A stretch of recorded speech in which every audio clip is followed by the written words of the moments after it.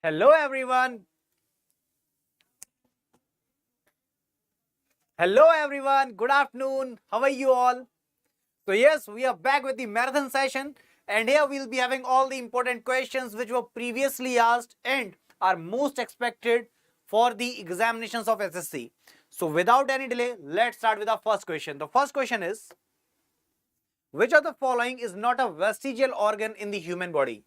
Now, if I talk about the vestigial organs, which are they? These are those particular organs which are actually of no use, or we can say that they might be of use in the starting sense. For example, if I talk about the tail, in the starting years when we were apes, we were having some of the organs where I am talking about one of the part of our body, that was tail, and that tail was there within us. But if we'll talk about then growth part, that is the evolution part, that tail was of no use, correct? That's why we don't have any tail right now. In the similar manner, there are some of the organs which are present in our body, but they are of no use right now. So let's see what is the correct answer over here. The question is, which is not a vestigial organ? That means in these options, there are three options which are according to the vestigial organs, and one is not. So Sarika is here. Hello Sarika, how are you? So yes, here's the question. Which of the following is not a vestigial organ in the human body? And please remember that is thyroid gland, because thyroid gland is the important one. And where it is located? This thyroid gland is having the shape of butterfly shaped structure which is present in our throat, or I'll say in my neck. Now here there are four dots. These four dots are what? These are parathyroid glands. Now thyroid gland is doing what? Here, from here we have a hormone, that is thyroxine, and we have student here. Okay, so yes, we have thyroxine over here. If I'll talk about this thyroxine, please remember, because of the presence of iodine, it is working in the proper manner. If there will be lack of iodine, then there would be an issue that is known as goiter. Okay, so everyone who has joined the session, kindly like the session and share it. So yes, thyroid gland is the correct answer. Next, Felis catus is the scientific name of what? Now we have the four options: cat, dog, mouse. So what would be the correct answer? And everyone who has joined the session, kindly like it and share it. Everyone is requested to like this and share it. Yes, so my question is, Felis catus is the scientific name of what? Now see, these scientific names are actually asked in the examinations. So this is the important one. Please remember, if I'm talking about the scientific names, that is the Felis catus, this is the important one. Yes, what's the answer? What is the answer over here? See, from the name itself, just have a look. Felis catus, that is, we are talking about cat, isn't it? So here option number A, that is cat, will be the correct answer. Next question is, which of the following causes more burn? Is it boiling water, hot water, steam, or none of these? What will be the correct answer over here? We are asked which among the following is causing more burn. So is it boiling water, hot water, steam, or none of these? So before giving this answer, just have a look at one of the point, that is latent heat. What is it? It is the hidden heat. If I talk about one of these options, there's the concept of latent heat of vaporization. Where is it? Yes, steam. So because of the latent heat of vaporization, the steam will cause the severe burn. So option number C, that is steam, will be the correct answer. Next, diamonds sparkle because of what? We had this question yesterday in the yesterday's session, right? So yes, this is the question. Diamonds sparkle because of what? Is it diffraction, interference, total internal reflection, or none of these? What is going to be the correct answer? And yes, waiting for the answer. Everyone, I'm waiting for the answer. So if I'm talking about the diamond sparkle, it is because of what? So can you answer this? Everyone is requested to kindly answer this. See, if I talk about the sparkling of diamond, it is because of total internal reflection. Now for the total internal reflection, we have two conditions. One of the condition is, when I'm talking about total internal reflection, you must remember the ray must travel from denser medium to rare medium. This is the first condition. And second one is, angle of incidence must be greater than critical angle. So both the conditions are satisfied in this diamond part. And yes, total internal reflection is the correct answer. And what are other applications of TIR? If I talk about other applications, we can talk about optical fiber cables, then Another one is your shining of diamond, and then comes mirage, in which we have an illusion that water is actually present. Fine. So yes, these are the important ones: optical fiber cables, mirage, or even we can talk about this sparkling of the diamonds. So these are the applications of TIR. Okay. So here option number C was the correct answer. Next. And everyone is requested to kindly join the session and yes, start discussion with me so that I can explain more part in the depth. So I'm waiting for you all. The question is, normally, how many times the human heart beats in a minute? So this question is from CPO 2017. Let's see who can give this answer. How many times the human heart beats in a minute? So that is, we are talking about 60 seconds. In 60 seconds, how many times our heart actually beats? So waiting for the answer. Till then, I'll have water. I'll have water till then. Please give me this answer.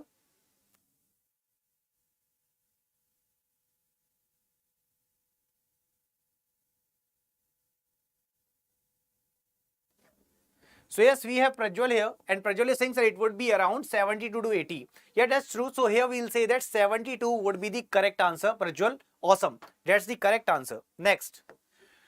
Which of the following is necessary for blood clotting in humans? Again, it is from CPO part. But now this question is actually asking you about the blood clotting. So apart from these options, let me tell you, if I'll talk about blood, we had plasma there, we had blood corpuscles which were including RBC, WBC and platelets. There, platelets are helping in this, correct? If I'll talk about some of the proteins which are actually present in plasma, that is helping. That is, we can talk about prothrombin and all. Apart from that, there's a vitamin which is helping in it, and that's what. So here, the correct answer would be what? Prajwal, others, can you answer this question? If I'll talk about the blood clotting, please remember, here vitamin K plays a significant role. Fine. And I'll explain about all the options. If I talk about vitamin A, what is its chemical name? Its chemical name is retinol. Now just try to have a look at retinol. Retin, what? Looking like retina, right? So if I'll talk about this retina, I'll change the color. Just have a look. Retin. That means we are talking about retina. And retina, this means we are talking about eyes. If there would be the deficiency of vitamin A, it will lead to the issue which is there in the eye, and that is what? It leads to night blindness. It leads to what? Night blindness. Now if I talk about vitamin K, this vitamin K is actually helping you in the blood clotting so that blood delay in blood clotting is not there. Great, Prajwal. That's correct. Awesome. If I talk about vitamin C, here we can talk about the citrus fruits which are actually including vitamin C. Then if its deficiency is there, it leads to scurvy. In the similar manner, if I talk about vitamin E, it is beauty vitamin. Fine. So yes, we were asked about the blood clotting part. So here vitamin K plays a significant role in that. Okay, moving forward with the next question. Before moving to the next question, I'll tell you, there's an example official application which is one-stop solution for the government job aspirants. You will have live paid courses with the test series, free subject-wise and topic-wise quizzes with the report card, job alerts, admit card, examination dates, free exam-wise PDF, practice at PDF, daily, weekly, monthly current affair, all these at a single part. And yes, just go to the example application at the Play Store, type example there, click on the install button, go on the open part, do registration and start using it. So yes, we have next question. What is the main function of WBC? White blood cells. So we have answer from Nabhanita Ghosh. That was scurvy. That was totally correct. That was totally correct with that. But yes, waiting for this answer. What is the main function of white blood cells? Is it for transportation of oxygen? Is it to fight against infection? Is it for blood clotting? Is it to provide red color to the blood? We will have discussion on all the four options because all the four options are directly related with all the questions which were previously asked in the examinations. So yes, first I want the answer from this question and then we'll be explaining these options. So yes, Nabhanita and Prajwal both are here with option B and that's absolutely correct. Now let's understand about other options. Awesome. Nabhanita, Prajwal. Yeah, for fighting infection. Cool. So let's talk about the transportation of oxygen. What's it? So for the transportation of oxygen, we need red blood cells, that is RBCs, where hemoglobin plays a significant role. Since I'm talking about hemoglobin, hemoglobin is helping you to give the red color to your blood. Then, if I talk about blood clotting, for blood clotting we were discussing vitamin K was there, correct? Apart from that, we can talk about platelets and prothrombin as well. Then, if I talk about this infection, please remember, WBCs are actually providing you immunity. And since they are providing you immunity, this means they will keep away from all those microbes which can create issue in your body. So yes, that's true, Gobinath. Absolutely correct. So Gobinath, Navnita, Prajwal, you all are correct. Great. So yes, these were the 4 options where I'll go with the red colored pen to get the correct answer. Option number B, that is to fight against infection, WBC is the correct answer. Next. Which among the following has open circulatory system? So is it cockroach, human or prawn? What would be the correct answer? Gobinath, Navnita, Prajwal. If there's any doubt, please let me know till now. Is everything clear till now? Yes, I want the answer. Okay, so our next question is, which among the following has the open circulatory system? Now let me tell you, when I talk about the circulatory system, it is of 2 types. One is open circulatory system and another one is closed circulatory system. Now what happens in open? There are no such vessels, that is we are talking about these pipe-like structures, that is veins, arteries. Here there is no such vessel in this open circulatory system, but in closed we have arteries, veins, capillaries, right? So here, since they are talking about the open circulatory system, so we are aware of, if I talk about humans, we are having what? Closed circulatory system. But in the case of prawn or cockroach, we can say that they are having open circulatory system. So option 1 and 3. So Navnita is with B. So that is 1 and 3. That is cockroach. Navnita, absolutely correct. And Prajwal and Gobinath, I guess this point is clear now. Whenever we talk about open, there are no such vessels present. Fine. So yes, option number 1 and 3 would be the correct answer. Next. Dash is a straw-colored viscous fluid constituting nearly 55% of the blood. 55% of the blood. Now this is from CGL 2017. What is going to be the correct answer? Yeah, Prajwal, correct. But I guess, Prajwal, I'm getting your comments quite late. Can you please refresh it so that I can get the real-time comments?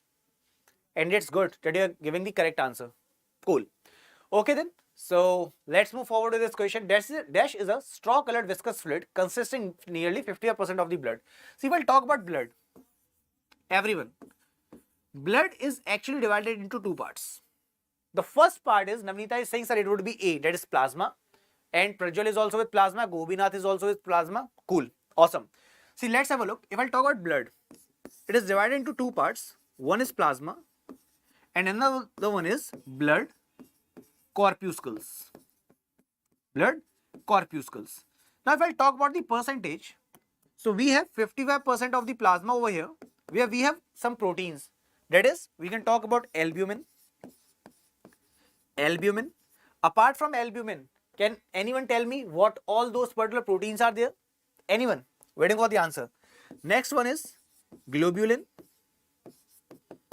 Then we were talking about thrombins and all, prothrombin, remember? So these are the part of plasma which is actually 55% and rest 45% is your blood corpuscles, which includes RBC, that is erythrocytes, then WBC and platelets, that is thrombocytes and leukocytes. Platelets. So here we were talking about 55% and that's true, that is the plasma, that is option number A. So I guess all these things are clear to you all now. Next, RBCs are formed in dash of the adults. A question.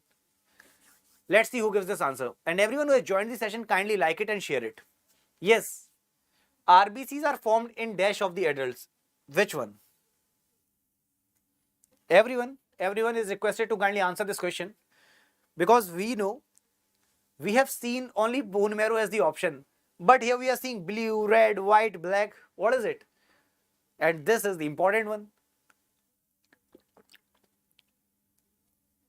So yeah, Prajwal is with B and Navnita is with C. Okay. Others, who's left? Prajwal and Navnita. Yeah, Gobinath is left. Gobinath, I'm waiting for your answer as well, so that we can go with this discussion. Please remember, when we are talking about this bone marrow, bone marrow is where from the name itself it is clear. It would be there in the bone, no doubt.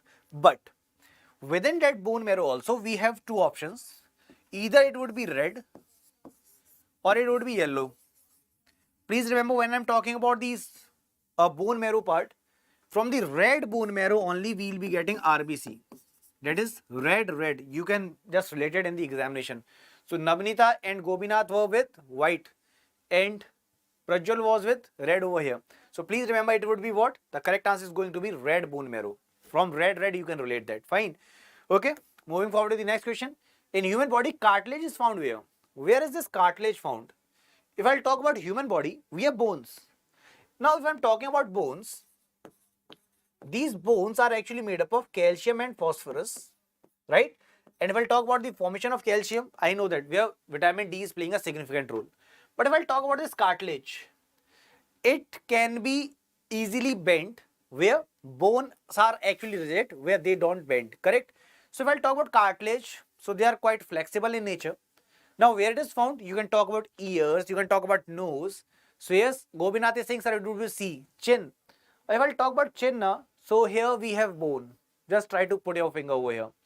And Navneeta is saying, sir, it would be nose. Yeah, that's true. So Prajwal, I am getting your comments quite late, I guess. So here would be nose and ear. These are made up of cartilage. Fine. So if I talk about cartilage, we have hairline cartilage, we have fibrio cartilage. So here, Gopinath, Navneeta, true. Absolutely correct. Nose will be the correct answer. Fine. Next. Which of the following group animals have no teeth? Now let's see who can give this answer. Just tell me that group which is actually having no teeth. Okay, Prajwal. Cool. So Prajwal has directly told, sir, I am not going to write it. I'll just directly show you. This is my nose. Okay. Navneeta is saying ears too. That's absolutely correct. And Navneeta, if I'll talk about ears, please remember we are having three type of bones there. That is stapes, incus, malleus. Now, sim is the trick for that. We'll be having discussion on that as well. But we must remember total 6 bones are there in the ears. So yes, what is this answer? In which of the following group animals have no teeth? So is it owl, loris, crow, alligator, turtle, tortoise, turtle, kiwi, cow, or peacock, ostrich, tortoise? Navneeta is going with B. Others? Actually, there was cow. I don't know. Oh, it was my typing error. I was asking about cow over here. Fine. So yes, if I'll go with these. Yeah, that's true, Navneeta. Great. That's why 3 and 3. There would be 6 bones, correct? So yes, if I'll talk about the no teeth, here peacock, ostrich and tortoise is the one that is actually having no teeth. So option number A would be correct here. Next, Kepler's second law states what? Now Kepler's second law is what actually? So yes, everyone who has joined the session, kindly like the session and share it. Prajwal is saying, not sure, but maybe A or C. Prajwal, A was the correct answer. So, okay. If I'll talk about these alligators, they look quite like crocodiles, if you would have seen that. Okay, so we must come back to a question. Kepler's second law is related to what? So I'll talk about this Kepler's law. First law states that the sun is actually lying on the focus and the planets which are present are revolving around it in an elliptical path. True? First one. Second law is actually telling when these planets are revolving around the sun, they are sweeping the equal areas in equal time. So here, that's true. If I talk about the law of areas, this is related to the Kepler's second law. That's great, Prajwal. Awesome. So please remember, there are 3 laws of Kepler, where the first law is law of orbits, second law is law of areas, and third law is law of periods. So I'm writing that because this question is asked in the examination again and again. Do not forget, this is the important one. So the first law is actually the law of orbits. These all are the Kepler's laws. Kepler's law. Second law is law of areas and third law is law of periods. Fine. So these are the 3 laws. Next, moving forward with the next question. Evaporation causes what? So if I talk about evaporation, we know that the water is vaporizing there, correct? So here we can talk about evaporation. Here with the equation, okay. So waiting for the answer. What is the correct option for this? Gopinath is with A, Navneeta is with A, Prajwal, I guess you are also with A. So yes, please remember, here evaporation causes cooling, and yes, option number A is absolutely correct. Gopinath, Navneeta, Prajwal, you all are correct. Next, when heated from 0 degree centigrade to 10 degree centigrade, volume of a given volume of water will what? Now I have a graphical explanation for this part. It is very important because I'll be explaining one more thing, that why these water bodies, where we can talk about lakes or we can talk about river. I'll talk about river because lake would not be the perfect answer. In those particular rivers, even in the season when we have the 0 degree centigrade or lower than 0 degree centigrade as well, marine life is still there. they don't die. There's a reason behind it. So I'll explain that point also after this question. But before that, I want this answer. So Namnita is with C. That is, it increases, then it will decrease. Okay. But Prajwal is with A. That is, sir, it will increase gradually. Okay. Others? Gobinath, I want your answer as well, because this one is very important question for the examination. And everyone who has joined the session, kindly like it and share it. It is going to be very, very useful for the examination.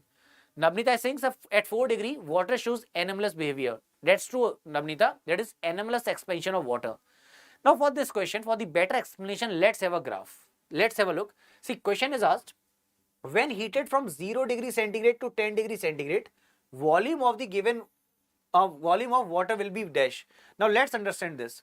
Hi Ishan, how are you? It's related to PV is equal to nRT. Okay Prajwal, but I'll give you another explanation. Let's have a look. When we talk about graph, I'm drawing two graphs over here. One this, one this. This is the temperature part, temperature which is increasing. And if I'll talk about the volume or the density, fine. So please remember, when I'm drawing the graph for the volume and temperature, the graph will go in this manner, or this. Now in this part, please try to understand this concept. See, here we are having the temperature of 4 degrees centigrade. So the question was from 0 to 10, right? So from 0 degrees centigrade, it is going till 10. Fine. Now let's see what is happening. When there's a liquid, that is, we are talking about water over here, you can check at 4 degrees centigrade, we are having the least volume, right? If I talk about this graph, at 4 degree, we are having maximum density, and we know that it would be 1 gram per cc. It is for water actually. So here you can see what is happening. From 0 to 4 degree, first what is happening? Volume is decreasing. But as soon as it reaches 4, it is the minimum, but it again starts increasing. Got my point? Everyone is requested to tell me, are you able to understand this graph? What I am saying? Just have a look at 0. At 0, there might be some volumes value. It was here. Again at 1 degree centigrade, what happened? The value decreased, right? So it might be 10, 9, 8, something like that. If I'll move forward with the 2 or 3, the volumes were actually decreasing, and at 4 we have the least volume. But again, after 4 what happened? It started to increase again. Got my point? So you, okay, no issues. Navita, I thought that you, okay, so you were relating this graph actually, density wala graph, you were relating with the volume part, isn't it? No issues, but your concept is clear now. This means answer would be what? It will decrease first and then it will increase, because graph was like this. Remember, at 4 degree it was least. So from 0 to 10 when you will move, first it will decrease and then it will increase. Prajwal, Ishan, Gobinath, everyone who is here, Nabita, is there anything you want to ask? Navnita, Prajwal, Gobinath, is this point clear? Because if this graph is clear, everything is clear. Okay, so let's move forward now. Why is red light used in traffic signals? What's the reason behind using this red light? And everyone who has joined the session, kindly like it and share it, because we are here with all the questions which were previously asked and are most expected ones for our examination. Yes, why is red light used in traffic signals? There must be some reason, right? Okay, so Gobinath, Navnita, Ishan, the question is, why is red light used in traffic signals? What's the reason behind it? There must be some reason, right? So what is that reason?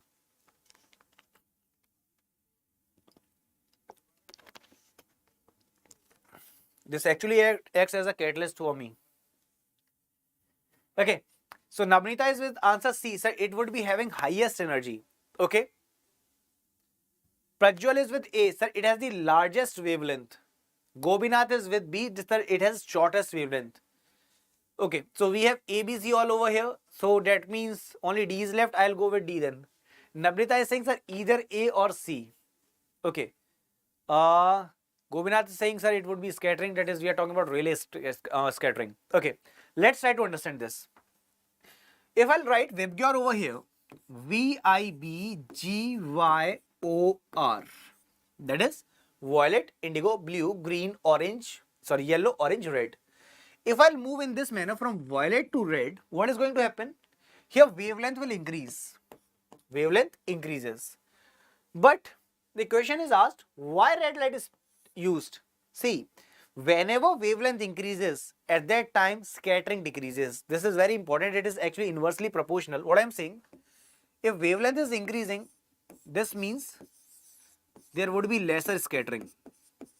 And just have a look. We have the maximum wavelength for red. This means red light would be scattering the least. Gobinath, good. So what I was saying, if we are having the maximum wavelength, we will be having least scattering. And from the far away point, from the far away site, we can exactly understand, okay, so this is the red signal because it will not scatter. Got my point? So whenever we are talking about the danger signals, whether it is railways, whether it is roadways, wherever we are talking about the danger signal, it will always be red, because we must be aware of that danger is there. It is dangerous to go there, correct? So that's why danger signals are red, because they will not scatter and it is clearly visible from the far distance. So please remember, in this manner, wavelength is the maximum for red and scattering least. But if we will go oppositely, then here scattering will be maximum but wavelength will be least. Got my point? Everyone, if you got this point, please, I want thumbs up from everyone. So thumbs up, Limca, Sprite, anything will work, but I want that. Okay, so here we have the answer, option number A. Next question. Density of water is 1 gram per cc. It is strictly valid at what? Now we have discussed this question, right? So yes, what's the answer? Need answer from everyone. Density of water is 1 gram per cc. It is strictly valid at what? Now again, an important one, because it is asked in the examination. Everyone, am I getting your comments quite late? I guess I am getting your comments quite late. So let me tell you, see, energy would be, again, it would be opposite. It would be in the sense, we were talking about scattering, right? So in the order of scattering, you can go with that. Okay, so Gobinath is with 4 degrees centigrade, and we have just seen that when I'll draw this graph, we are talking about density, correct? So we'll draw this graph. So at 4 degrees centigrade, we are going to have the maximum density. So this is density and this is temperature. So at 4 degrees centigrade, we have maximum density. Okay, so next question. In Lumbricus terrestris, the genus name is dash. Is it Lumbricus terrestris or is it Lumbricus terrestris? What is the correct answer? Waiting for the answer. Waiting for the answer.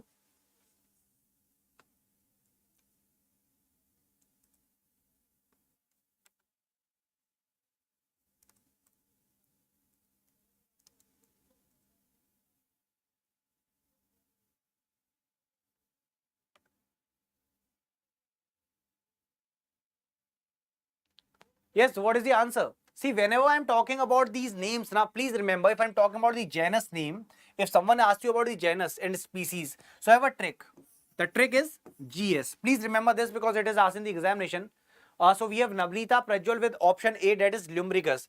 Yes, that's true. Whenever I talk about this, please remember, we are studying what? General studies now. So in general studies, G is first, then comes S. So whenever there is a name, Lumbricus terrestris, so this would be G, this would be S. General studies, GS. G stands for what? Genus. And S would be for species. So here we were asked about genus name, right? So yes, Lumbricus, that is option number A, would be correct, and you all are correct. First genus, then species. Namrita, Gobinath, Prajwal. That's great. Awesome. So here option number A is the correct answer. Next. Dash are the smallest living cells. Which are they? Dash are the smallest living cells.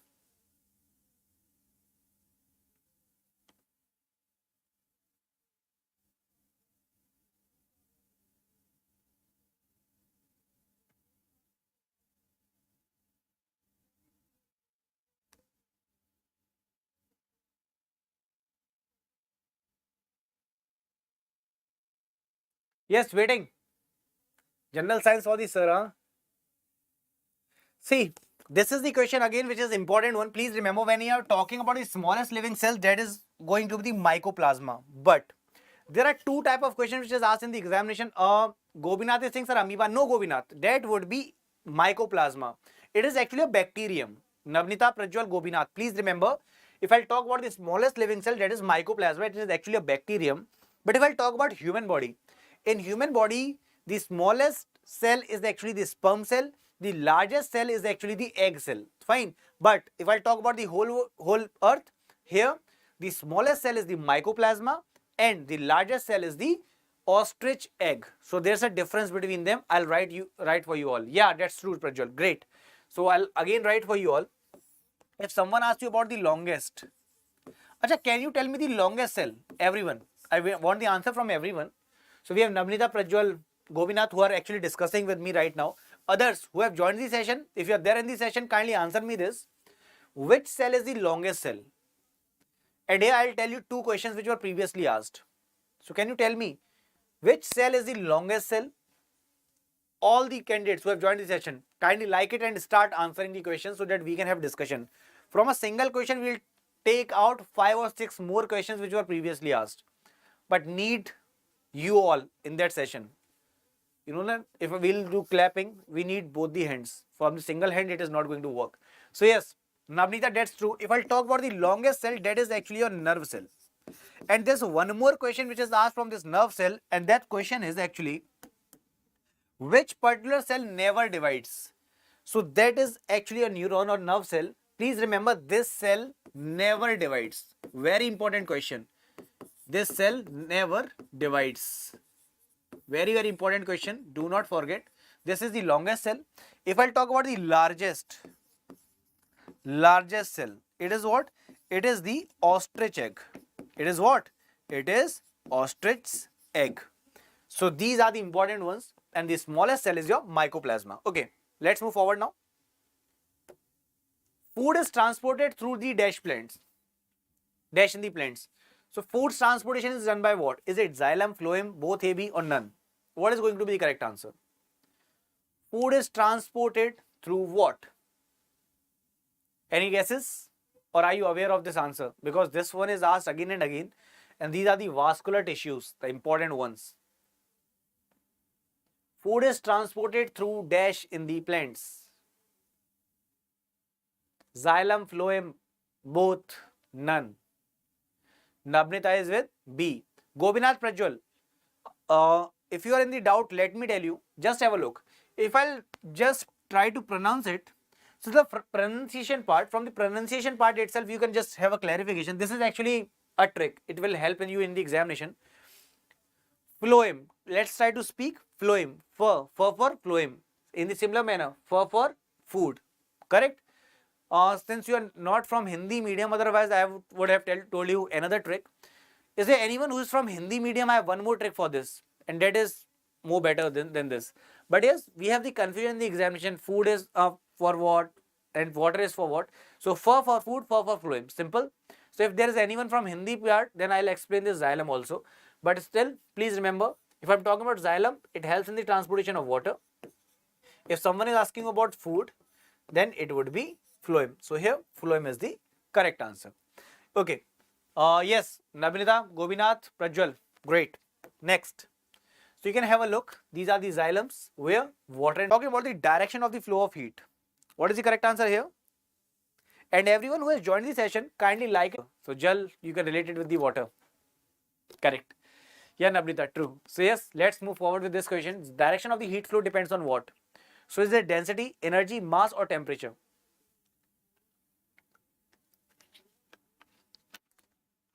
Yes. So we'll talk about the direction of heat flow. Let's try to take an example. If I'll put an ice cube on my hand, what is going to happen? Ice cube will slowly start melting, right? Why it is happening? Because my hand is on the higher end with the higher temperature and ice is with the lower temperature. So in this case, so we have Navnita's and Gopinath's answer, and that's totally correct. So what happens? Whenever we have higher temperature, so from higher temperature to lower temperature, I'll write also, from higher temperature to lower temperature, heat always travels. So yes, option number D would be correct. So yeah, true. True, Gopinath, absolutely correct. So I guess you are from science background, huh? Okay, so we have another question. Dash is the largest animal phylum. Is it Annelida? Is it apes? Is it Mammalia? Or is it arthropods? So what is going to be the correct answer? What is going to be the correct answer over here? Largest animal phylum. What is the correct answer? Annelida group, Aves, Mammalia or Arthropoda? Which phylum is the correct one?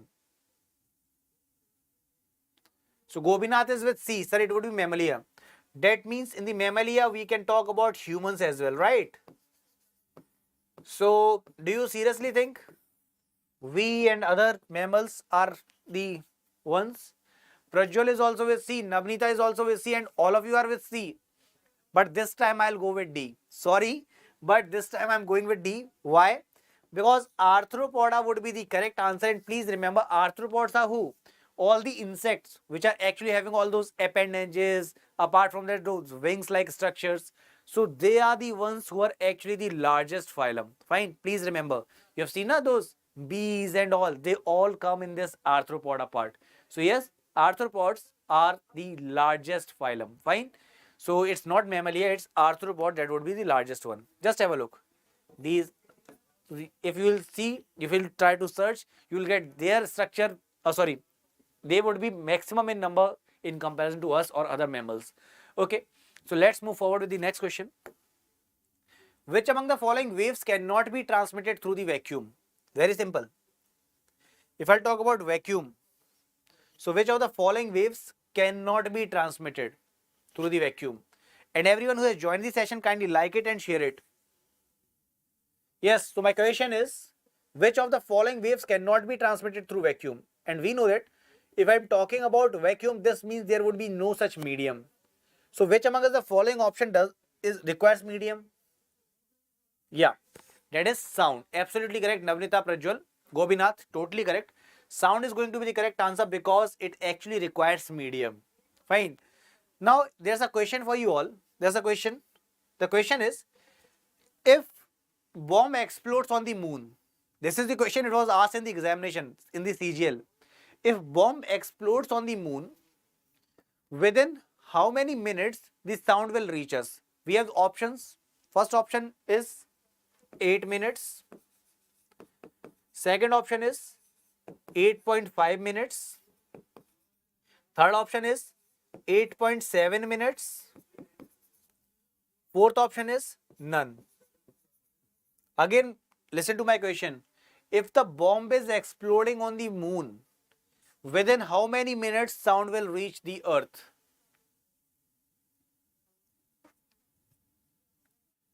Gobinath, Prajwal, Navnita has given her answer. Your answer please.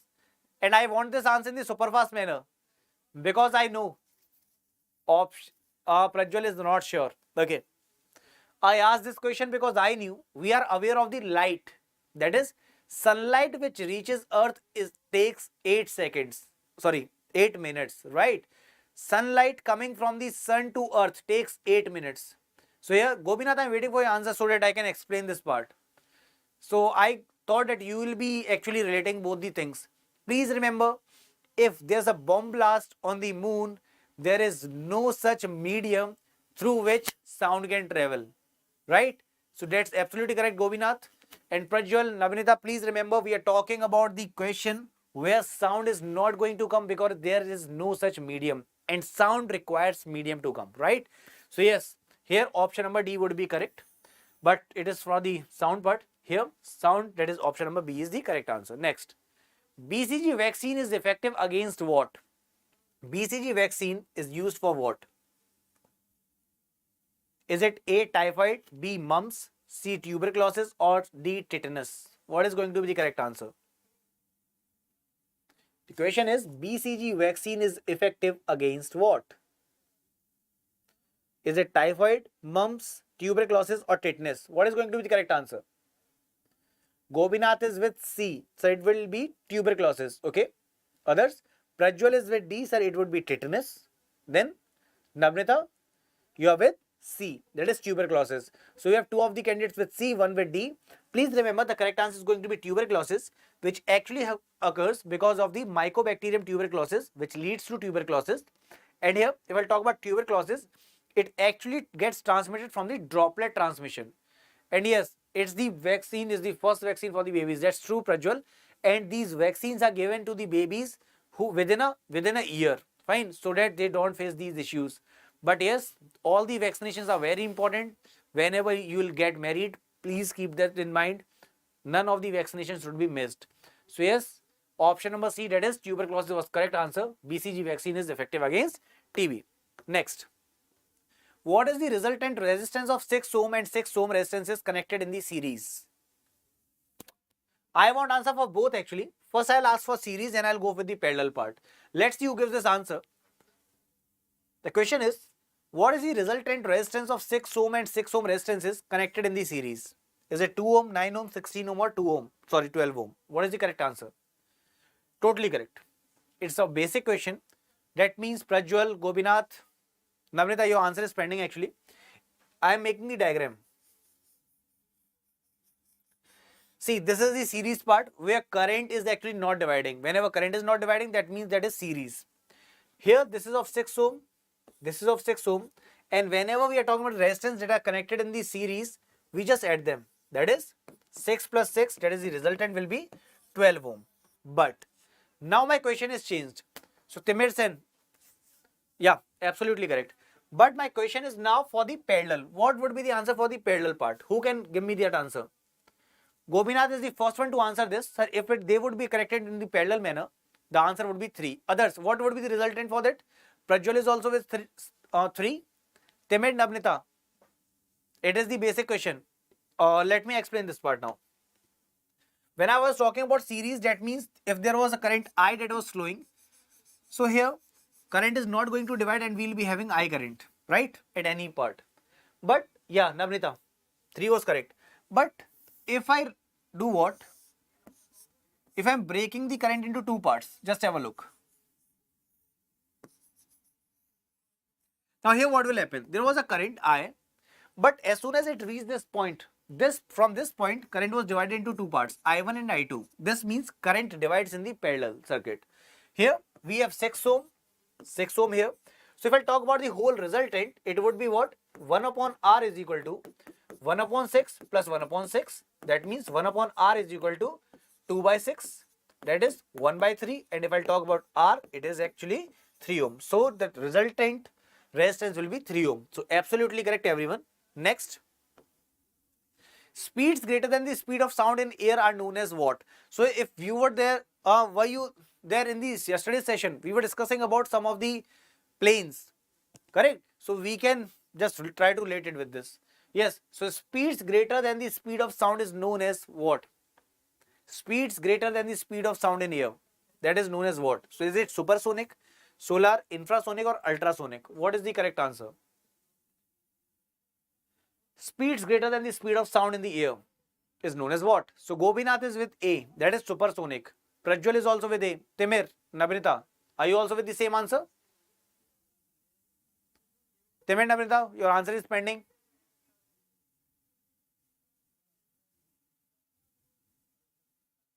Namrita, actually I am having these science subjects actually. But if you want any help, any kind of tricks in whether it is chemistry, physics or bio, you can just comment, I'll let you know. Okay, so we have Timir with the supersonic, Namrita is with A, then Gopinath is saying Mach number would be greater than 1. Yeah. So actually when we are measuring it now, we have Mach number. That's true, Gopinath. And here when we are talking about the speeds that are greater than the speed of sound in air, that is supersonic. Fine. So yes, if I talk about infrasonic, ultrasonic and the audible range. So what is the audible range for human ears? So let's talk about frequency here. Remember, whenever we are talking about lesser than 20 Hertz, this sound can be heard by whom? This sound can be heard by hippos. If I talk about the sound range between 20 Hertz to 20,000 Hertz, this sound can be heard by us, that is humans. That's why it is known as audible range. If there's a sound where we are talking about the frequency which is greater than 20,000 Hertz, here bats or dogs can actually hear that. So this would be infrasonic, ultrasonic, and this is actually the audible range. Fine. Yes, that's true, Namnita. Infrasonic, audible and ultrasonic. Great. Yes, that's true. So here supersonic was the correct answer. Next, before moving forward, let me tell you there's an exam for application where you can get the live paid courses with the test series, free subject wise and topic wise quizzes with the report card, job alerts, admit card, examination dates. Then we have free exam wise PDFs, practice at PDFs, daily, weekly, monthly current affairs, all these at a single platform. What do you have to do?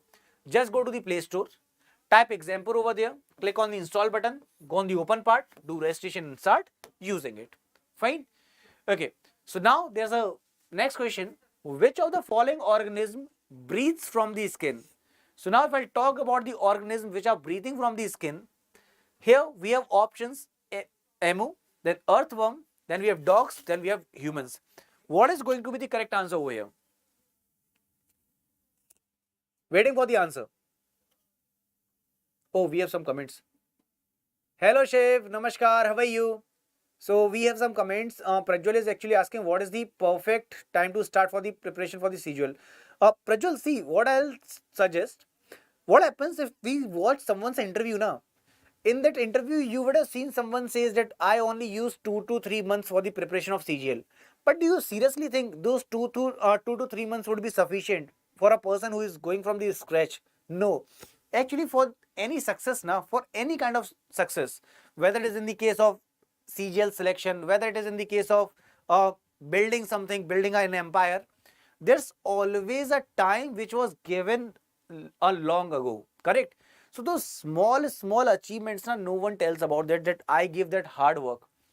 See, if I talk about the CGL selection, this means someone might have started studying from 10th standard itself or 9th standard itself. All the concepts were clear. Now they just need the brush up, right? But some of them would be there who are actually starting from the scratch. So it totally depends from person to person. And you are the best ones who can tell about yourself how much I must study right now, because I may be the one who is taking whole day and still only this much data is entering in my mind. Some of you who are just here, I'm just giving an example, Navnita, over there. If I talk about the candidates like you who are just opening the book and data gets fitted into your mind. So it totally depends from person to person. Fine. So I guess I'm able to put my point. So they were good at the school level, read NCERT for the long time, and yes. So in the first go itself, many of them are there who are actually not even preparing, but they're cracking the examination. What we are actually doing here, apart from clearing the logics, we are using those tricks. I was telling you now that red blood cells were there. So they are red blood cell. We are actually using those tricks so that we can, instead of taking this much time, we'll take only this much time for cracking the examination. So apart from clearing the logics, these tricks also plays a significant role in the examination, but not those kind of tricks which are only useful in 1 or 2 questions. A trick which is actually useful in all the questions. Fine. So let's come back to our point now. There was a question, which of the following organism is breathing from the skin? So we can talk about earthworm, that is in Hindi we call it kenchua, that is actually breathing from the skin. So Prajwal is saying, sir, I just passed 12th and okay, Prajwal. Okay, fine. So it's great that you are here, and it is awesome that when you will reach that age of giving the examination, you will be able to crack it in the first go, and I'm sure about that. Okay, so there's a next question. The outer wall is called dash and consists of the sepals. Now we are talking about flowers over here. We are talking about flowers. Yes. What is the answer? I'll give you a hint as well. That's true. Now we are having the internet. So we have a good competition. Just use all those tricks, all those ways in which you can easily crack the examination. I'll give an example of a CTET examination. I was just wondering, I don't know what kind of examination it is it? So I just sat for the first time and it was cleared in one go. So there are many examinations. I'll tell you later on what all examinations were there which were cleared in the first attempt, which took more than 2 attempts to actually clear. So there are several examinations. So we'll go with that discussion on the later part, but yes, we have the answer here. Gobinath is with A, that is calyx. Then we have Prajwal again with the option A, that is calyx. And yes, if I'll go with the option A, that is the correct one. So outer wall is called calyx and it is consisting of the sepals. Next, what is the cause of hypermetropia? Now what is this hypermetropia? Hypermetropia is actually the farsightedness in which we are not able to see the near objects. That is, we can't see near objects clearly. Now let's see the answer first. Okay, And here the D option is missing and D is none of the above. I'm writing for you. D is none. So we have these options. Let's see who gives this answer. Yeah, true, Prajwal. So I'm waiting for the answer. What is the cause of hypermetropia? Hypermetropia is actually the farsightedness in which we can't see the near objects. What is going to be the correct answer? Answer please. So Shiv Mishra is talking about focal length.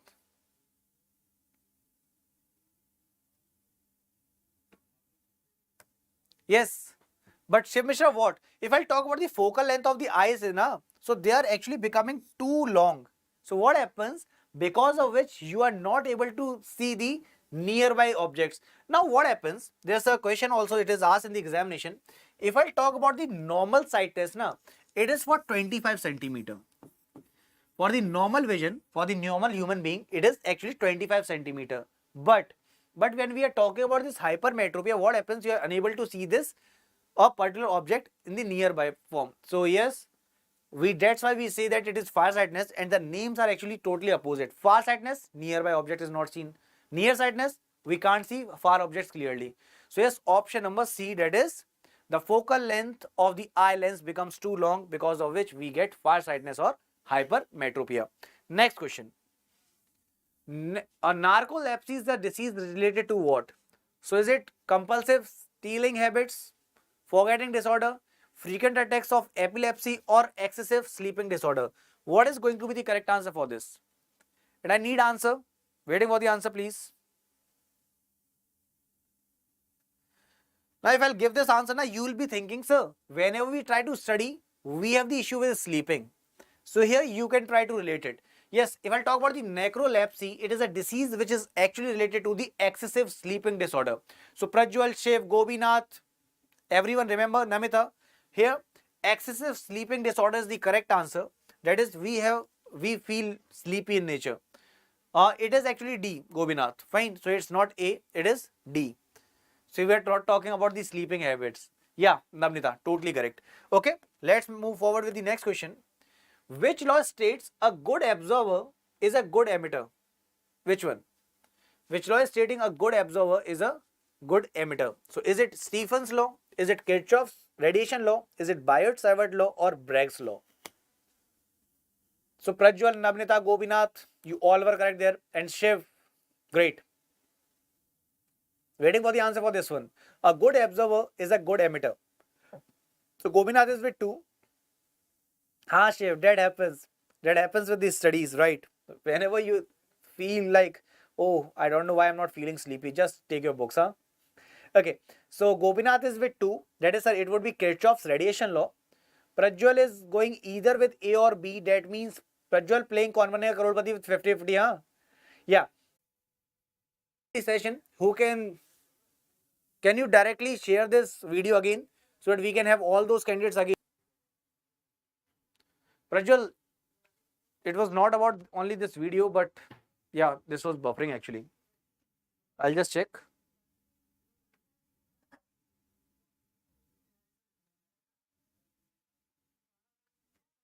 Okay, fine. So this means it's working now. Okay, so there's a next question. The question is from the next part. Okay, sorry. So we were discussing something. A bifocal lens is used as a remedy in which of the following defects? See, if I talk about this presbyopia, in this what happens? Here we are having the issue of both. That is farsightedness also and nearsightedness also. Avan, is it still buffering? I guess it is fine now, na? So yes, I was talking about presbyopia part. What happens in this condition? If we'll talk about the old ages, where you can talk about your grandparents or you can talk about grandmother, grandfather, anyone who's of old age. Here what happens? You must have seen their lenses. If I talk about their chashmas, that is their spectacles, so those particular spectacles or chashmas are like this. Now why they are like this? Now you must be saying, sir, this looks like Tarak Mehta ka Ulta Chashma. So but yes, this particular structure is of something else and the above part is something else. Why is it so? So that whenever they are reading the newspaper, they will be keeping their eyes downwards, right? So at that time, this would be helping, that is in reading the newspaper. But if they want to look straight, so at that time, their eye would be focusing from this part, right? So this is the combination of both, so that we can have, we can clear both the issues, far sightedness also and near sightedness also. And this is actually a press myopia where we need bifocal lens. From the name itself it is clear. Bifocal. Got my point? Yes. So Satyam, you are talking about hypermetropia, that is actually a far sightedness. Okay. So here we have option number B, that is press myopia as the correct answer. Next question is from Bio now. Which among the following is known as animal starch? So is it cellulose, glucose, glycogen or pectin? So we were discussing about starch. We discussed about digestive system, right? So let's see who gives this answer. So we have Avan here, Satyam here, Prajwal. Then we were having Nabinita. Apart from that, we were having Gobinath. Are you all here? If you are here, kindly give me the attendance so that I can start chatting with you all who all are present right now. So yes, Avan is saying that it would be cellulose. Satyam, are you also with cellulose? What if I talk about option B or C? Should we go for 50-50 right now? Avan, Satyam, and everyone who has joined the session, kindly give me your name so that I can start conversation. So if I'll talk about the animal starch, please go with this glycogen part, that is option number C would be the correct answer. Next, heating of sulfide ore to a higher temperature in the presence of air is known as what? So is it refining, calcination, roasting or smelting? Now if I talk about this question, just have a look at the word, that is presence of air. Let's try to give this answer. Who will give this answer? Waiting for the answer. If I'm talking about in the presence of air, see, heating in the presence of air, that is we are talking about sulfide ore. What is going to be the correct answer? Here the correct answer would be what? Roasting. Please remember, when we are talking about the roasting, that means we are talking about the heating in the presence of the air. So yes, option number C, that is roasting, will be the correct answer. We cannot, yes, that's true, Avan. And let me tell you, there's a part, if I'll talk about this cellulose now. So first of all, let's discuss about this answer. Roasting is the correct answer. Now one is asking about cellulose. See, we cannot digest the cellulose. Now if I talk about rabbit, there's a awkward point, but it's important to understand. Rabbit does what? Whatever rabbit excretes out, eats again. Why? Because this part was not digested. Whatever was excreted can be eaten again for this rabbit. That's why we say that it would be what? Caprophagy. Caprophagy, in which whatever is actually excreted is again eaten back. Okay, so this is the part which actually doesn't digest. Okay, one, good. So you were having that answer. Next question is, which of the following is formed by the combination of algae and fungi? Algae and fungi. Now this is the important question because it is asked many times. Which of the following is formed from the combination of algae and fungi? So is it epiphyte or mycorrhizal, mosses or lichens? And everyone who has joined this session, kindly like it and share it. And everyone, please give me the answer so that I can go in the depth also for the options. Answer please. Not sure? Okay, I'll tell you. If I'm talking about the combination of algae and fungi, please remember that is actually your lichens. That is option number D would be the correct answer. And yes, we have Sana here, Gobinath, yeah, totally correct. Avan, totally correct, that is lichens. Next. Before moving forward, let me tell you there's an exam for official application. Which is the one-stop solution for the government job aspirants. We have live paid courses, free subject-wise and topic-wise quizzes, job alerts, admit card, examination date, weekly, daily, monthly current affairs, all this at a single platform. Just go to Play Store, type Exampur over there, click on the install button, click on the open part, do registration and start using it. Next, the SI unit of angular frequency is what? So this question is again important because as soon as we see frequency, we click on one of the option which may be wrong.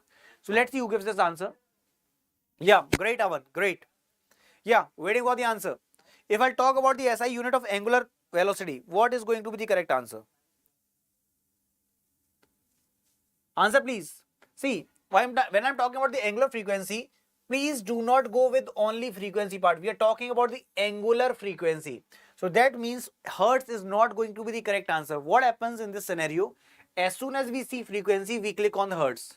Remember everyone, the thing is that I am not getting your live comments. So your comments are getting quite late actually. Okay, I'll tell you. For the frequency, hertz was correct, but this is angular frequency. So here, radian per second would be the correct answer. Next. The protein found in the human ear and nail is known as what? Now this is from integumentary system. We're talking about hair and nails, right? So the protein which is present in hair and nails are what? Answer please. What is going to be the correct answer?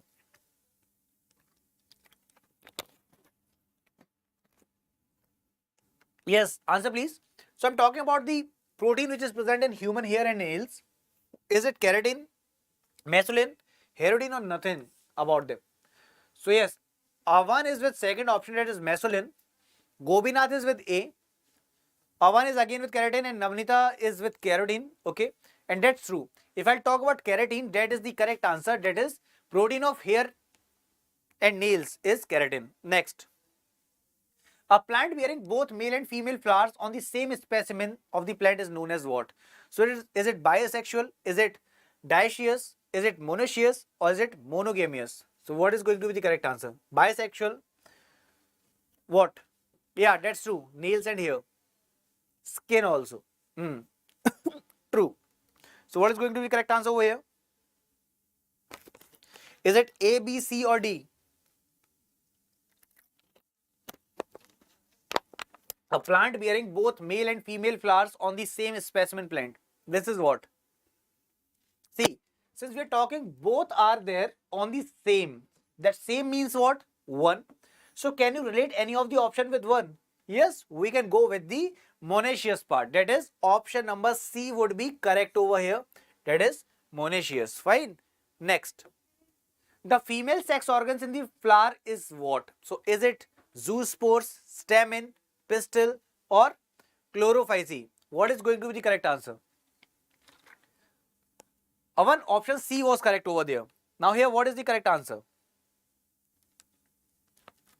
The female sex organs in a flower is the dash. What is going to be the correct answer? Our is the stamen. Others, can you answer this? Namnita is with C, so that is pistil. Others? So we have option B here, we have C. Then Gobinath is also with C. So maximum of you are going with C. I'll also go with C. So pistil is the correct answer. So the female sex organs in a flower is pistil. Next. Addition of Avogadro's law in the combined gas law results in the development of what? Ideal gas law, real gas law, Henry's law or Gram's law. What is the correct answer? Now this is from chemistry. Addition of the Avogadro's law in the combined gas law results in the development of what? Ideal gas law, real gas law, Henry's law or Gram's law. What is the correct answer? Yes, that's true. Great. So if I'll talk about the production or reproduction in the plants now, we know that there are pollen grains. If I'll talk about those pollens, what happens? Either via self-pollination method or there are insects which are sitting there. Those particular birds actually get attached in the legs, or I'll say that particular insect, and they actually take that particular pollen and they are transported from that part. So yes, okay. So we have Navnita, Gobinath with A option, that is ideal gas law, and that's totally correct. Here, the addition of the Avogadro's law in the combined gas law results in the development of ideal gas law. So option number A is correct. Next, optical fiber cable works on the principle of which of the following options? Now we have different options. Let me tell you, if I talk about reflection, here we can talk about mirror. That is, the light ray which was coming from whatever medium it is, it goes back into the same medium. And we had the laws that here, if I draw normal, angle of incidence and angle of reflection are same. Apart from that, they will lie on a same plane, same point. Fine. So yes, we have answer. One is giving TIR. Gobinath is also with D. So if I'll talk about TIR, what is happening here? For the total internal reflection part, please remember one condition is light must travel from denser to rare medium. Are you all aware of denser rare medium is what? If you're not aware, please ask me. Please ask me, I'll explain that.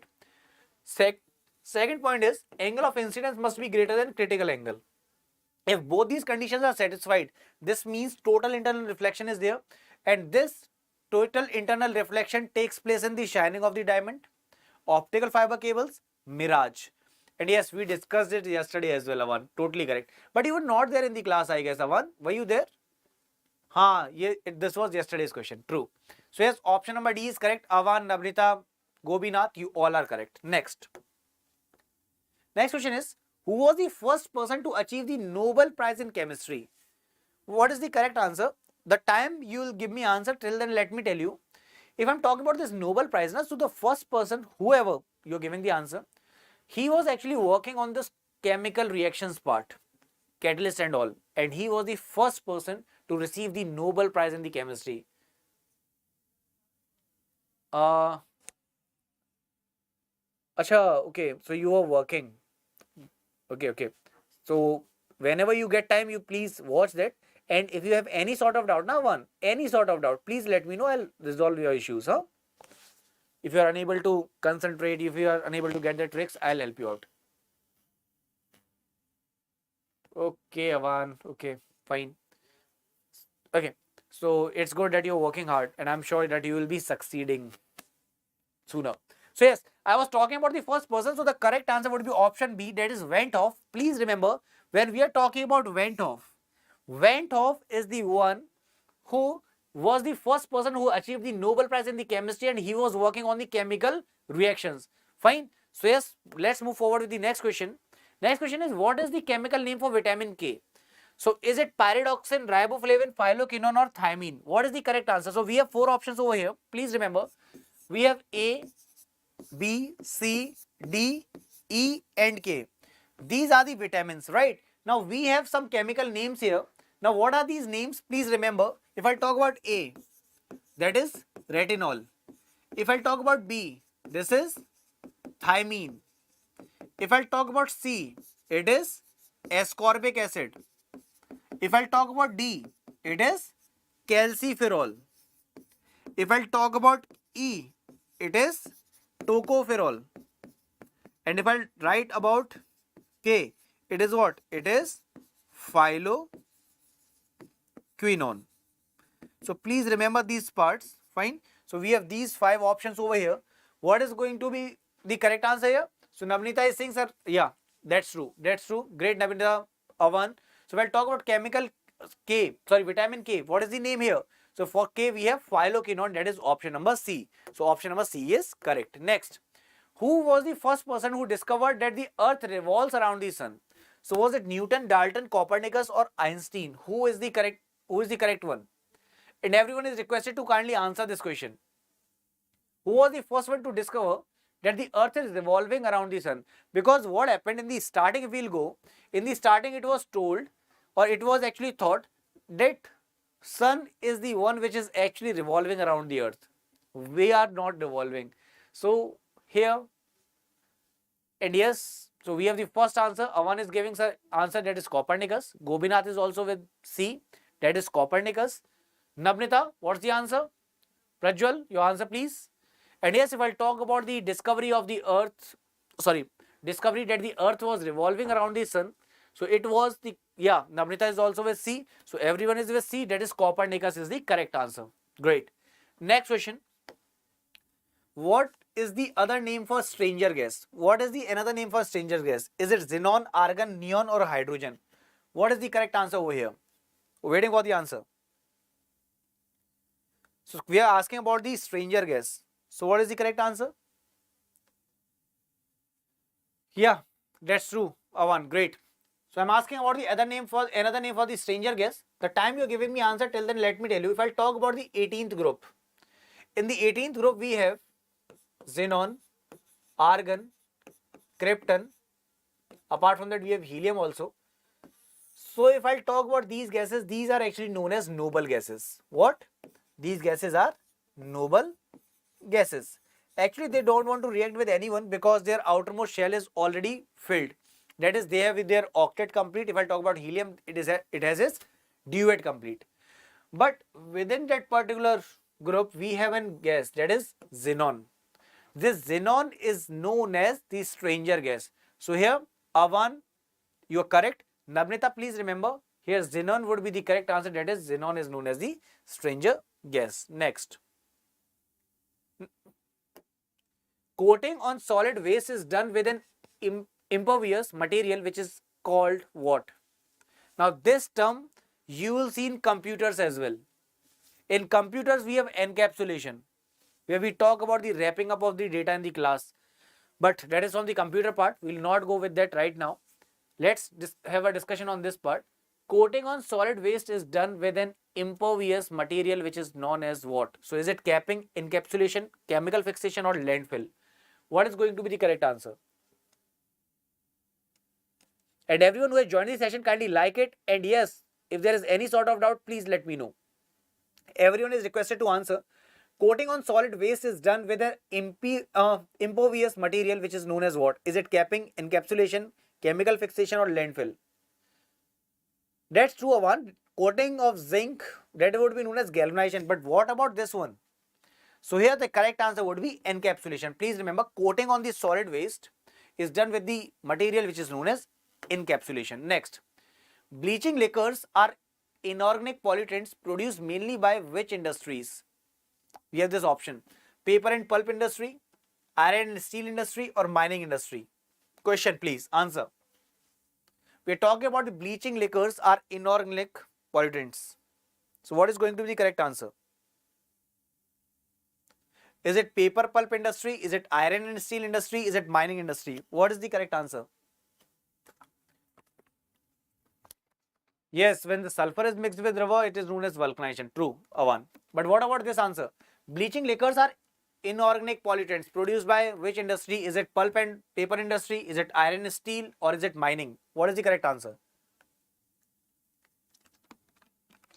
So we have Navnita's answer, that is A, and that's absolutely correct. That is only one. That is what? Paper and pulp industry. Great. Next.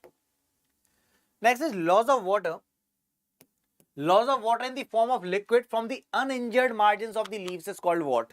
Now I have an explanation over here. Gobinath, great, your answer was correct. Please remember what I am saying. If I draw a plant over here, this is a leaf. Now what happens? If I talk about this first process, what is happening?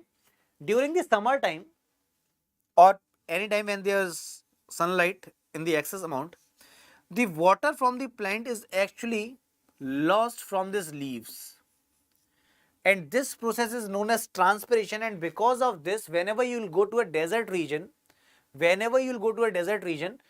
you will be having thin leaves so that surface area is lesser and water will be lost in the lesser amount. But the question is laws of water in the form of liquid from an uninjured margins of the leaves. This is the different scenario. This is what? Here, these cuts which are present in the leaves, they are not the injured one. Here we have water droplets. These water droplets which are present here, this process is known as guttation. So there's a difference between transpiration and guttation. So yes, that's true, Navnita. Avan, Gobinath, please remember these uninjured, these droplets which are present from the uninjured part, this is actually a guttation process. But transpiration was what? There was the loss of water. Fine. So there's a difference between two. So leaves, yeah, leaves release water. One, it release. That's transpiration. One, transportation and transpiration are two different things. Transportation means moving from one location to another.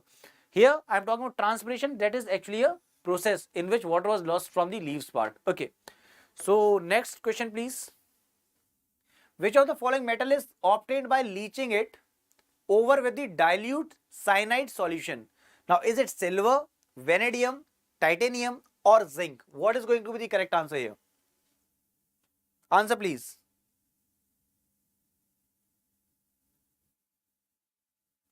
The question is which of the following metal is obtained by leaching it over with dilute cyanide solution? Is it silver, vanadium, titanium or zinc? What is the correct answer? In this question, silver would be the correct answer because silver is the metal which is obtained by leaching it with the dilute cyanide solution. So option number A, that is silver, is the correct answer. Next, which of the following is likely outcome if the carbon dioxide is not present in air? Just think the scenario that carbon dioxide is not present in air. What will happen here? Okay, Navnita. So yes, that's totally correct, Avan. Great. So I was asking about this question, which of the following is likely outcome if CO2 is absent? If CO2 is not present in the air, what will happen?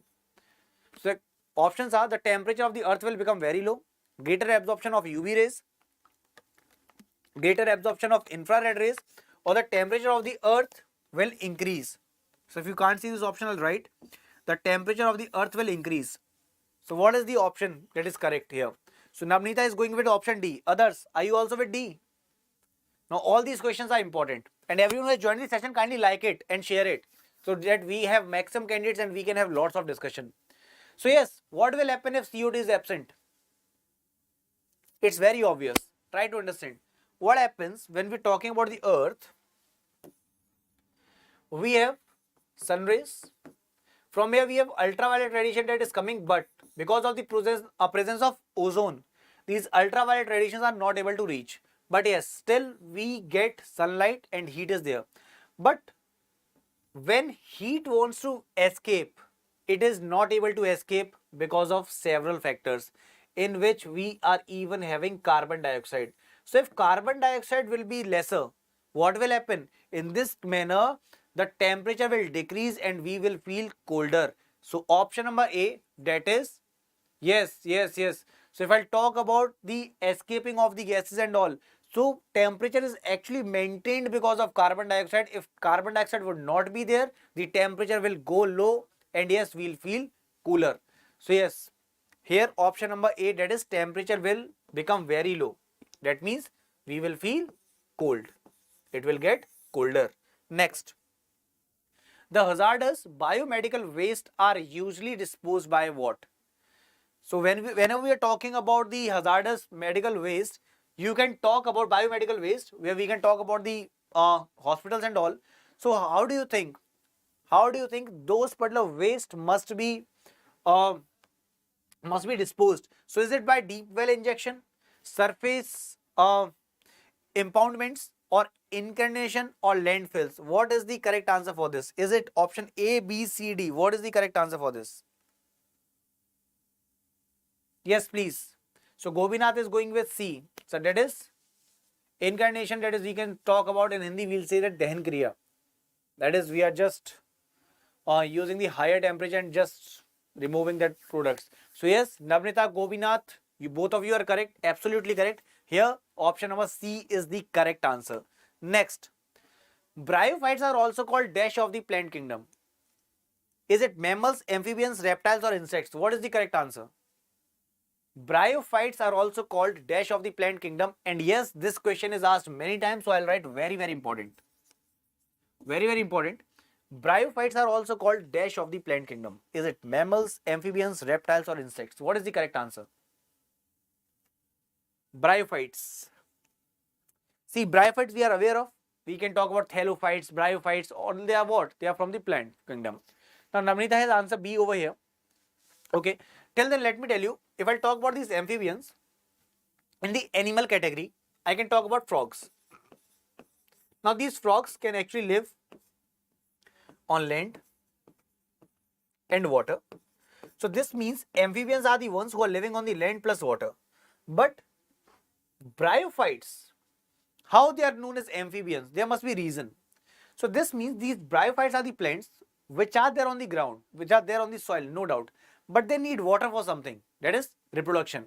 So here, since they need ground also, water also, so they are the amphibians of the plant kingdom. So that's why option number B is correct, and Navnita, you are absolutely correct. So yes, next question. So these are the bryophytes.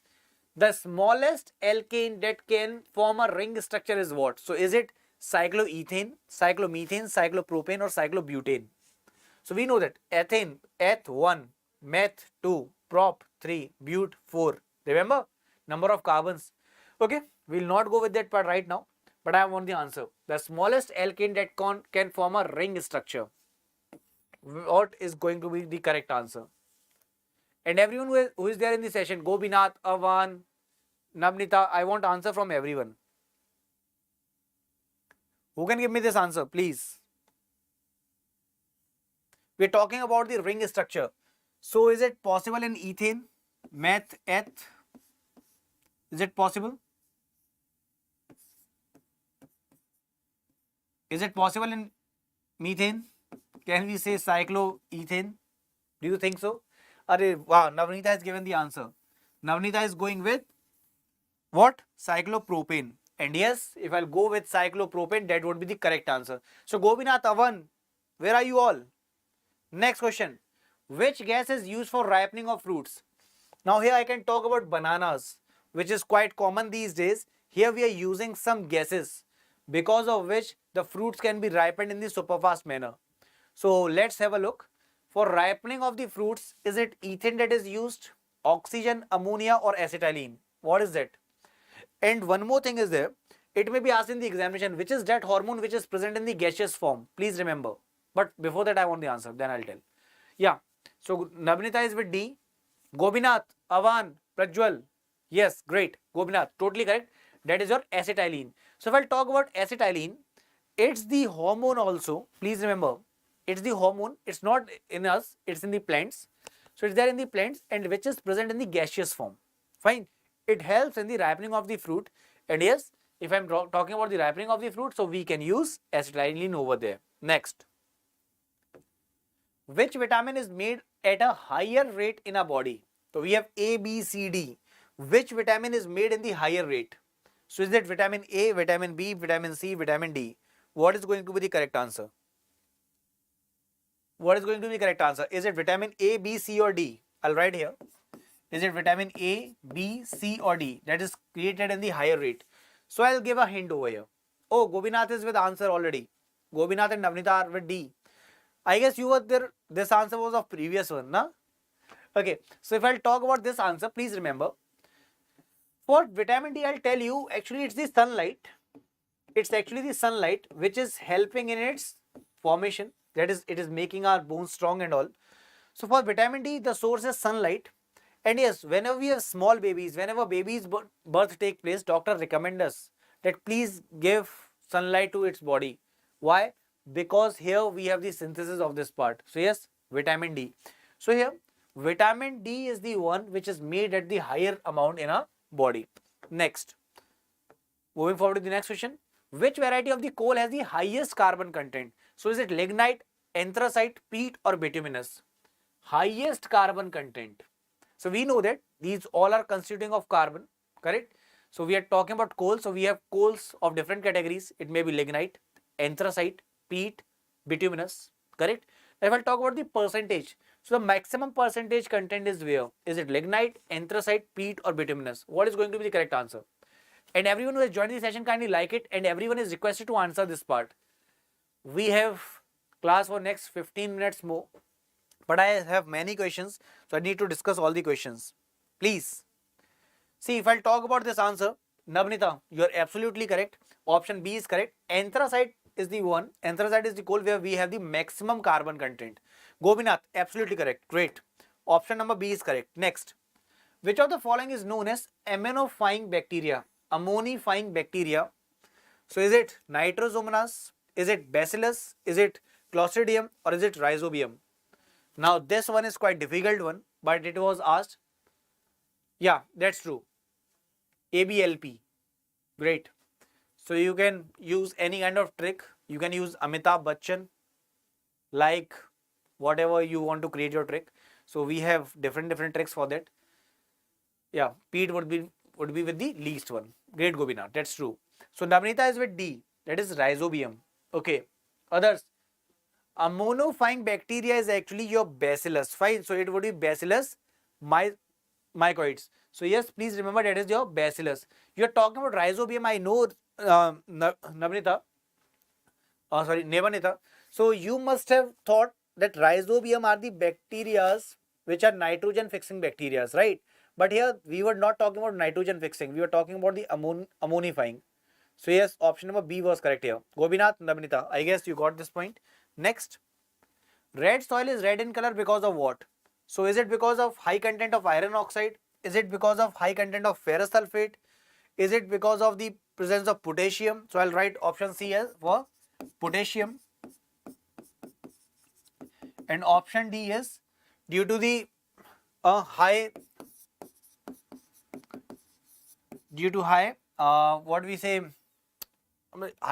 acidic content. High acidic content. So what's the reason behind it? So option A is high content of FeO, that is iron oxide. Second is FeSO4, that is ferrous sulfate. Third is because of the presence of potassium. Or fourth one, high acidic content. What is the correct answer? So Navnita has already given the answer, so it would be A. Others? Gopinath is also with A. Totally correct. Whenever we are talking about the red soil, it is red because of the presence of iron oxide. It is in the highest form. Okay, next.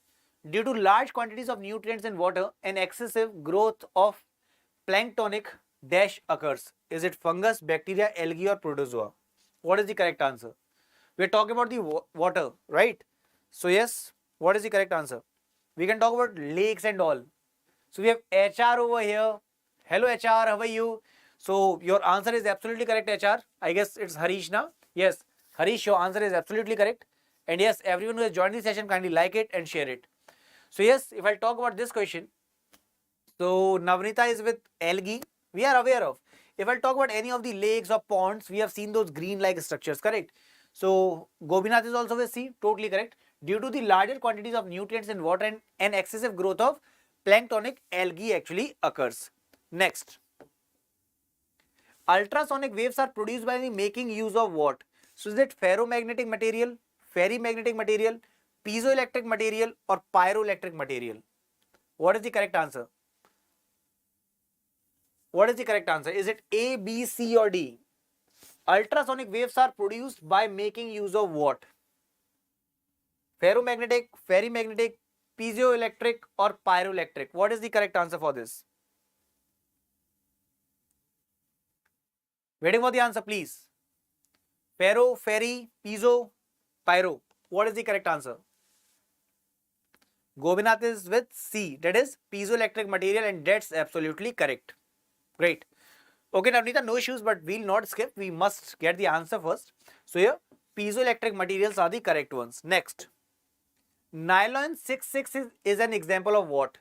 Nylon 66 is an example of what? Is it homopolymer? Is it condensation polymer?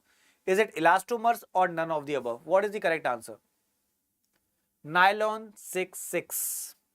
See, if I'll talk about these nylons, we're talking about what? You know, we'll discuss about it in the chemistry in everyday life, where we'll be discussing about these fibers, polymers. So here, if I talk about nylon 66, is it homopolymer? No, it's the condensation polymer. Acha, you have given the answer also. Gopinath, Navnita, totally correct. Here, if I talk about nylon 66, it is the condensation polymer. Next. Which among the following is considered to be the purest form of carbon? Is it diamond, coal, charcoal or crude oil? What is the correct answer? See, whenever we are talking about this question now, please remember, first question is purest form of carbon, or if someone asks you about the hardest non-metal, so you'll be getting the same answer. Now, this was the hint for you. So, Navnita is with B, Gopinath is with A. Do you want to change your option? Because we are going to get the answer now. I have given you the hint for this question. Yes, please. Yo. So yes, if I talk about this part, that is what? Your diamond is going to be the correct answer. Next.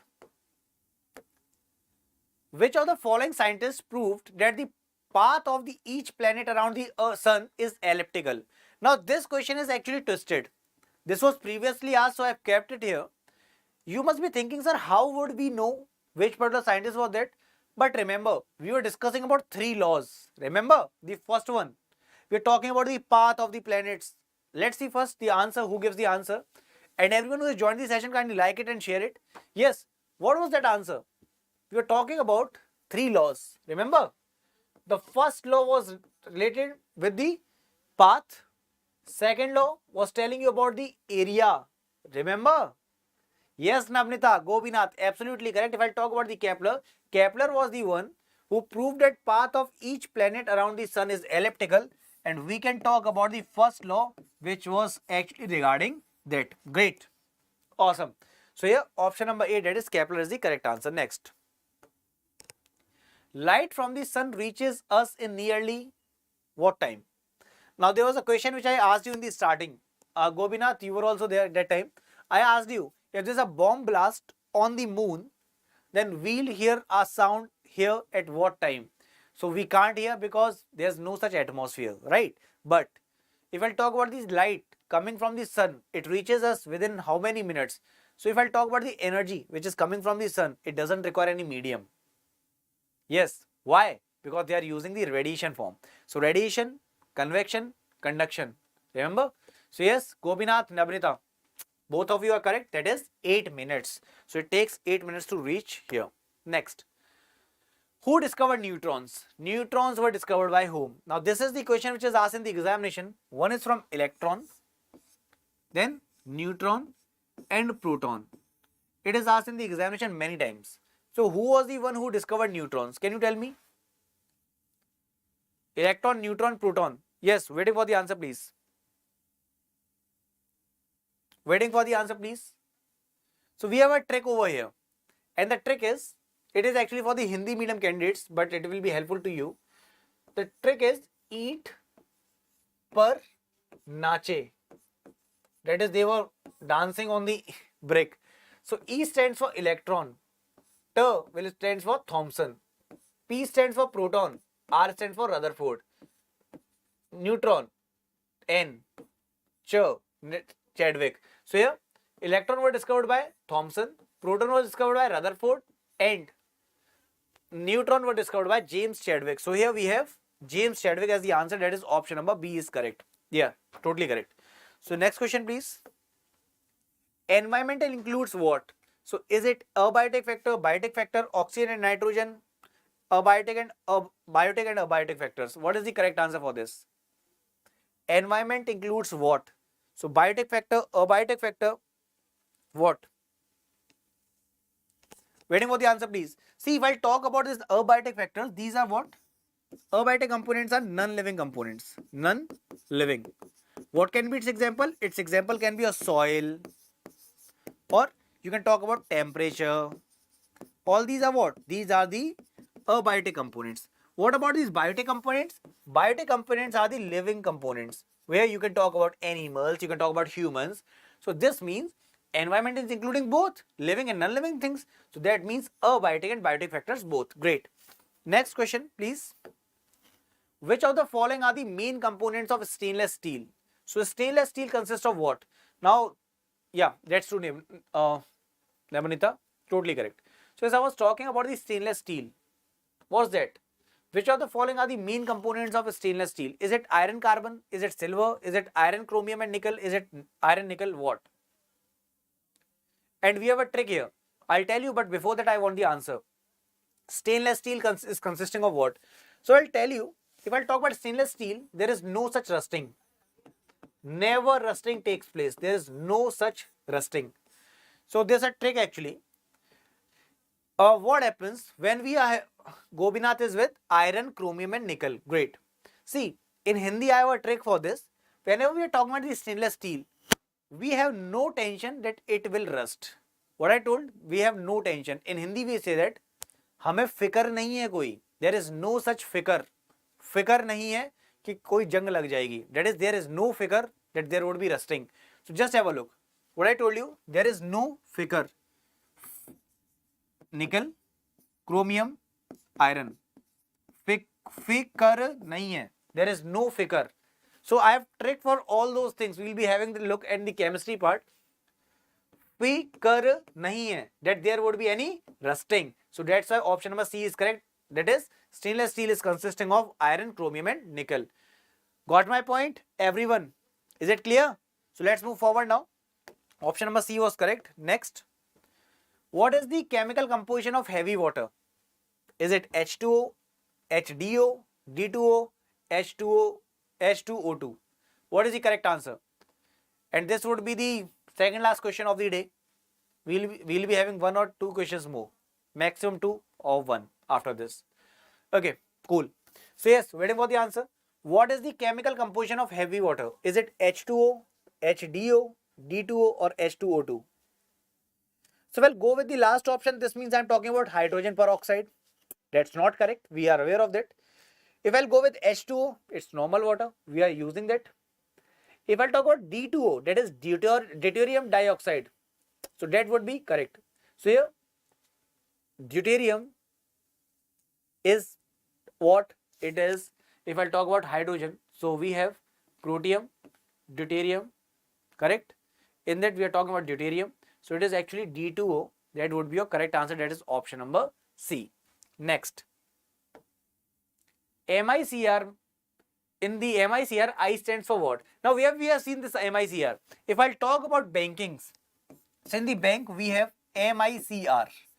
Now what happens whenever we are talking about checks, the check which we give to the bank, how they get to know about its genuineness?